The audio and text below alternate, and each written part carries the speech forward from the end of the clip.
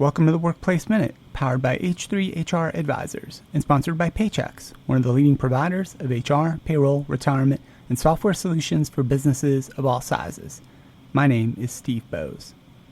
Worker well-being has not rebounded since the pandemic, a new Indeed report shows. The Indeed Global Work Well-Being Report released in September represents the largest data set of work well-being data and offers insights across 10 markets. To produce the report, Indeed analyzed the Indeed Work Well-Being Survey data from October 2019 to January 2024 in partnership with the University of Oxford. With over 250 million total data points on well-being from more than 25 million survey participants, the data paint a detailed picture of worker well-being and reveals that prioritizing the well-being of the workforce doesn't just boost morale, it delivers measurable benefits to the organization's bottom line and its overall performance. Let's take a look at some of the key findings from the 2024 Global Work Wellbeing Report. When looking at the state of survey respondents globally, the workforce has not rebounded to pre-pandemic levels of well-being.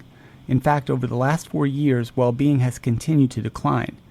Indeed began collecting well-being data in October 2019, just before the onset of COVID-19. Work well-being levels of survey respondents have not rebounded since the pandemic and have continued to decline. An analysis of the 4 work well-being indicators, happiness, satisfaction, stress, and purpose, reveals that the majority of respondents are struggling in several key areas. Nearly 60% report they feel stressed at work most of the time, and 57% are neither happy at work most of the time or completely satisfied with their jobs. The majority of respondents are struggling with all 4 key work well-being indicators, with nearly 60% reporting they feel stressed out at work most of the time. Just 1 out of 5 survey respondents report thriving at work. An employee is thriving at work if they indicate having high levels of ratings across the 4 work well-being indicators of happiness, satisfaction, purpose, and stress. By definition, those not thriving aren't performing at their highest potential, impacting both their individual employee experience and overall company performance. The research identified 11 drivers of worker well-being, and these 11 drivers explain why people feel the way they do at work and can offer prescriptive guidance on where to focus for maximum impact on overall work well-being. Contrary to many assumptions, factors such as compensation and flexibility rank lower in their influence on work well-being. Instead, it's the social elements, particularly belonging and inclusion, that are the most influential factors. Belonging, inclusion, and energy drive work well-being, but globally, employers are failing to meet those needs. Ultimately, employers should prioritize their workforce's well-being because it's the right thing to do. However, many still see it as a trade-off against other business objectives. An analysis of the work well-being data now makes the business case for work well-being clear.